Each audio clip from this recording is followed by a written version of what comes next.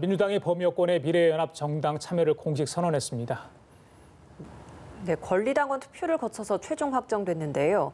통합당은 민주당의 약속을 꼼수로 바꾼 것이라고 맹비난했습니다. 국회 연결해 보겠습니다. 박현호 기자.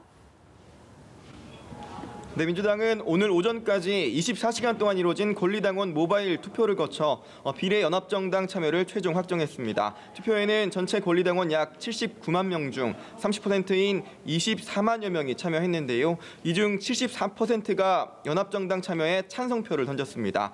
강훈식 수석대변인은 역대 최고 투표율에 74%의 찬성률이면 사실상 압도적인 지지를 받은 것이라고 설명했습니다. 참여를 확정한 뒤 가진 당 회의에서 이해찬 대표는 통합당의 반칙과 반개혁을 응징하고 개혁과 변화의 국정을 책임지라는 당원들의 뜻을 받아들이겠다고 했습니다.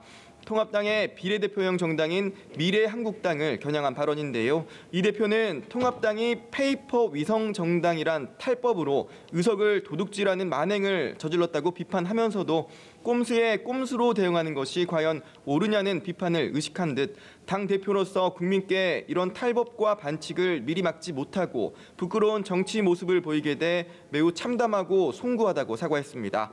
연합정당 참여 결론에 따라 민주당은 정의당과 민생당, 미래당, 녹색당 등 범진보 진영 정당들과 본격 협의에 착수할 것으로 보이는데요. 다만 정의당이 민주당의 이 같은 결정을 비판하고 있어 향후 협의 과정에서 난항도 예상됩니다. 정의당 이정미 의원은 오전 라디오에 출연해 비례 위성정당의 꼼수 논란에 알리바이가 되는 행위는 하지 않을 것이라며 참여하지 않는다는 기존 입장을 재확인한 상태입니다. 한편 통합당 황교안 대표는 민주당의 참여 결론과 관련해 국민에 대한 약속을 꼼수로 바꾸겠다는 것이냐고 반문하면서 정치 도의에 맞지 않는다고 비판했습니다. 예, 박 기자, 총선이 얼마 남지 않았는데요. 이 공천을 둘러싼 민주당과 통합당 내 잡음도 끊이지 않고 있습니다.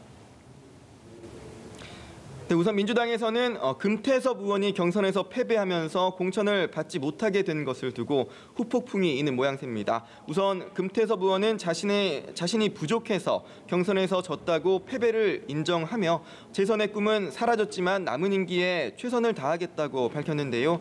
이를 두고 당 내에서는 금 의원의 공천 배제는 당이 폐쇄적이고 편협하다는 인상을 줄 수 있고 결과적으로 총선에 악영향을 줄 것이라는 의견과 당내 다수결 등을 거쳐 확정된 기존 사안들에 대해서도 금태섭 의원이 소신을 계속해서 주장할 경우 이는 배신이 될 수 있었다면서 금 의원과 벌써부터 선을 긋는 분위기도 읽히고 있습니다. 통합당은 어제 황교안 대표가 공관위에 공천이 확정된 지역 6곳에 대해 재의를 요구하면서 공관위와 정면 충돌하는 것이 아니냐는 관측도 나왔었는데요. 공관위가 이 중 2곳에 대해서는 황 대표의 요구를 수용하면서 지도부와 공관위 간 갈등 양상은 우선은 봉합된 모습입니다. 황교안 대표도 오전 회의 뒤 2곳만 받아들여진 것과 관련해 최고위의 의견을 감안해서 공관위가 판단했다고 생각한다며 숫자 가지고 할 얘기는 아니라고 말해 갈등은 일단락된 것으로 보입니다. 다만 경선 결정이 내려진 2곳에 대한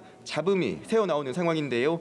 공천이 확정됐다가 경선을 치르게 된 인천 연수을 민현주 전 의원은 도로 침박건과 공천 번복에 책임을 지고 황교안 대표가 김영호 공관위원장이 사퇴해야 한다고 주장하며 무소속 출마 가능성도 열어두는 등 강력 반발하고 있습니다.